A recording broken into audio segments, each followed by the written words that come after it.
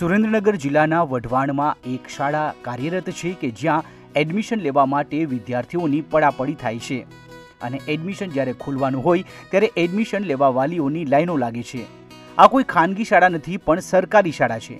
આ એક એવી શાળા છે કે જ્યાં બેસવા માટે ભલે પૂરતા ઓરડા નથી, પરંતુ આ શાળામાં જે શિક્ષકો છે અને જે વિદ્યાર્થીઓ છે તેમનો હોંસલો બુલંદ છે, જેને લઈને આ શાળા છેલ્લા 2023ના વર્ષથી લઈને આજ દિન સુધી ગુજરાત રાજ્યની સૌથી બેસ્ટ શિક્ષણ આપતી શાળા બનીને ઉભરી છે।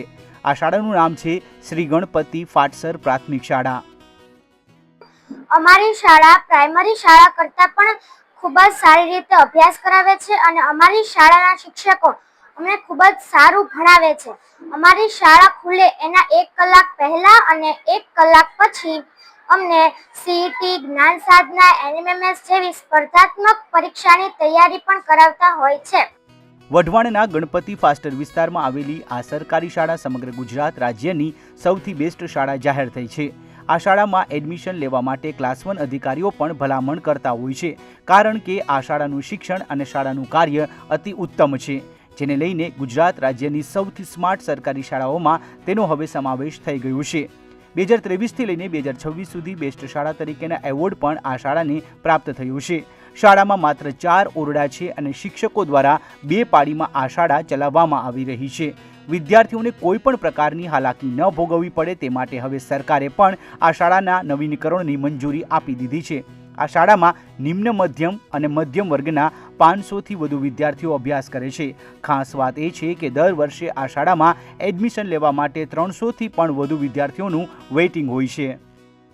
જ્યારે 2014માં આ સ્કૂલમાં આવ્યો ત્યારે 350 વિદ્યાર્થીઓ હતા અને અત્યારે હાલમાં આ શાળાની અંદર 595 વિદ્યાર્થીઓ ભણી રહ્યા છે। આ ગણપતિ ફાટસર શાળાની અંદર જે સરકાર દ્વારા એનએમએસ પરીક્ષા, સીઈટી, જ્ઞાન સાધના પરીક્ષા, જે આ પરીક્ષાઓની અંદર આ શાળા આ જિલ્લાની અંદર જ્યારથી જ્ઞાન સાધના અને સીઈટી પરીક્ષા લેવાની છે ત્યારથી જિલ્લામાં પ્રથમ નંબર આવે છે અને રાજ્યમાં 1 થી 5 નંબર સુધી આવતી આ શાળા છે। વાલીઓ પોતાના સંતાનો માટે આ સરકારી શાળા પસંદ કરે છે, તેનું પાછળનું કારણ એવું છે કે આ શાળામાં દર રવિવારે રજાના દિવસે પણ વિદ્યાર્થીઓને સ્પેશિયલ શિક્ષણ અપાય છે। આ ઉપરાંત શાળાનો સમય શરૂ થાય તેની 1 કલાક પહેલાં વિદ્યાર્થીઓને બોલાવી લેવામાં આવે છે અને ત્યાં તેમને ટ્યુશન ક્લાસ પણ આપવામાં આવે છે અને સરકારી શાળાના વિદ્યાર્થીઓ તમામ પ્રકારની સ્કોલરશિપને લગતી અને અન્ય પરીક્ષાઓ પાસ કરે છે અને જેને લઈને પણ સમગ્ર ગુજરાત રાજ્યમાં સૌથી સારું પરિણામ લાવતી શાળા તરીકે આ શાળા જાહેર થઈ છે। માત્ર 4 રૂમમાં જ તે ઘણા બધા વિદ્યાર્થીઓ છે, એમાં ઘણી બધી અગવડતા પડતી હોય છે, છતાં પણ શાળાનો જે સ્ટાફ છે એ બાળકો માટે સખત મહેનત કરી રહ્યા છે। એમાં શાળા સમય બાદ પણ શાળા પરિવાર મહેનત કરે છે। શાળા જ્યારે ખુલવાની હોય એના 1 કલાક પણ શાળા પરિવાર દ્વારા મહેનત કરવામાં આવે છે। રજાઓના દિવસોમાં પણ શાળા પરિવાર દ્વારા આ સ્પર્ધાત્મક પરીક્ષાની સતત તૈયારીઓ કરાવવામાં આવે છે, જેના હિસાબે આ બાળકોને આ લાભ મળી રહ્યો છે। આમાં ઘણા બધા એવા બાળકો છે જરૂરિયાતમંદ કે જેને આ શિષ્યવૃત્તિની ખૂબ જરૂરિયાત હોય છે, તો આવા બાળકો માટે થઈ અને શાળા પરિવાર છે એકજૂટ થઈ અને આ સતત સ્પર્ધાત્મક પરીક્ષાની તૈયારી કરાવે છે।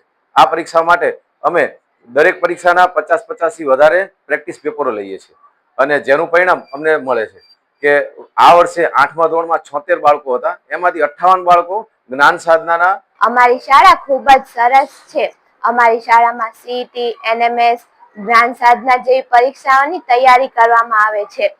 જ્યારે સ્કૂલ ચાલુ થાય તેના 1 કલાક પહેલા અને સ્કૂલ પૂરી થાય પછી 1 કલાક પછી અમારા શિક્ષકો અમને તૈયારી કરાવે છે અને રજાના દિવસો પણ અમને સ્કૂલમાં બોલાવીને આ બધી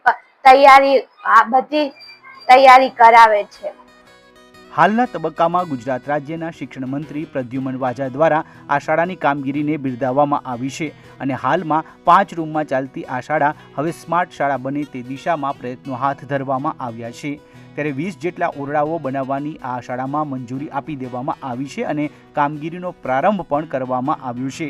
જિલ્લાની સૌથી સ્માર્ટ શાળા બને તે દિશામાં 2 કરોડથી વધુના ખર્ચે આ શાળા બનવા જઈ રહી છે। સુરેન્દ્રનગરથી ફઝલ ચૌહાણનો અહેવાલ, ઈટીવી ભારત।